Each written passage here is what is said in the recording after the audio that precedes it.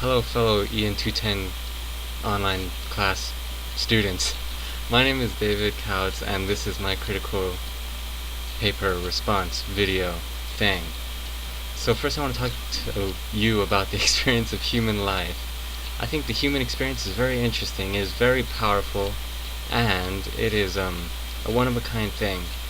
It's different for every person, but in the same sense, the general experience is kind of the same because a lot of people go through the same steps, throughout their lives. 5 major aspects or steps of the human experience of life are to once be innocent and go through change, to decide whether to conform or rebel, to discover other cultures and to find out who you are yourself, to find your identity, to experience the love and hate, and to deal with and live with the ever-present reality of death.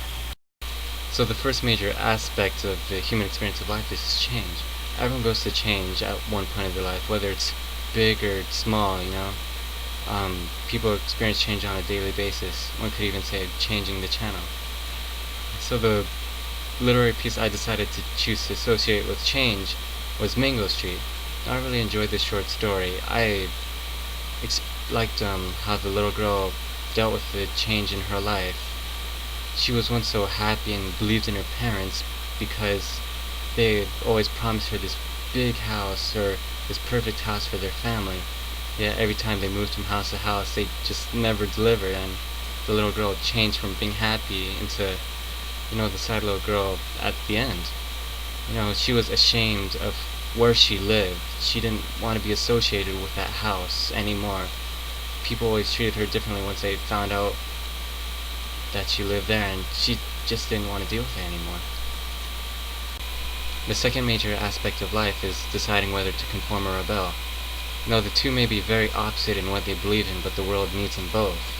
We need people to conform to help the world move forward in normal advances, but we also need rebels to help change the world, show them different views on how we could be living or how things could be done.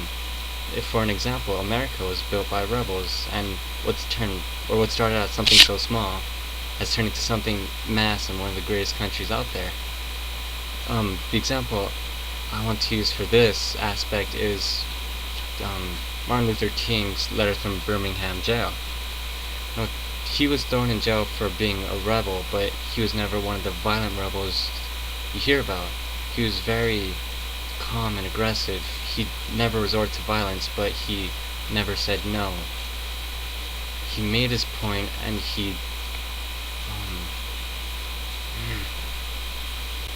and I respect Dr. King for being such a strong leader without ever having to resort to violence, and that's a respectable trait that I find in him.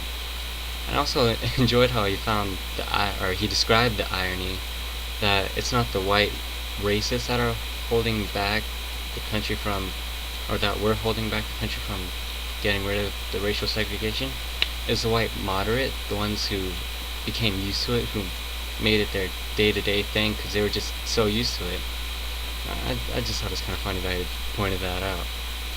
So the third major aspect is discovering culture and identity. Now, I like this one because identity is one of the main aspects that is truly unique from people to people. There's only one you, there's only one me, in a sense. I'm unique to myself, I'm not like others. That's why I like the concept of identity so much. And culture, which is the exact opposite of identity, where, it's kind of like identity is rebelling against the culture because you want to be different, but you also have to coincide with your culture. And the good example of this, what I liked, was Two Kinds by Amy Tan. The girl in the story, she wanted to be herself, but her mom wanted her to conform with her culture and in this certain prodigy way that she wanted her daughter to be. And this kind of made an unhealthy relationship between the two, which says that sometimes they can't coincide, but eventually they can. Like the girl, when she grew up, she learned to accept her mother and what she did to her in her life. It helped her grow up when she was a kid. And I like the story because it shows this unhealthy relationship, devolve and evolve into something worse and better. And it turns into something better that we can all learn from at the end. Now, the fourth major aspect of the human experience is love and hatred. You can't have one without the other as much as we'd rather have hatred without the love, or for those who want the other way around. So, I think it's very interesting because a lot of people think love is very unique and, it's very personal. While it is, but it's also the same, You can't really define love in a certain way because it's different for everyone, but the general concept is all the same. A good literary piece I thought, defined this aspect of love so well was Gary Soto's Oranges. It shows this little boy who is, on his first date and he's so excited and he wants to do everything to make this right, more or less, or perfect. And so when he finally gets his date and brings her to the store, he says she can have anything she wants, He wants to show that he can take care of her and provide. But when he goes to the cashier, it turns out he only has half the amount of money he needs. And he's willing to sacrifice his oranges, or one of his oranges, to show that he really cares about her. And at the end, they're walking hand in hand while she's eating her chocolate and he's eating one of his oranges. And I like how Soto uses the oranges as a symbol because the oranges at the beginning, Soto mentions that they're weighted down by the cold, which is kind of showing that he's nervous in a sense. And I kind of can feel the same, but then at the end,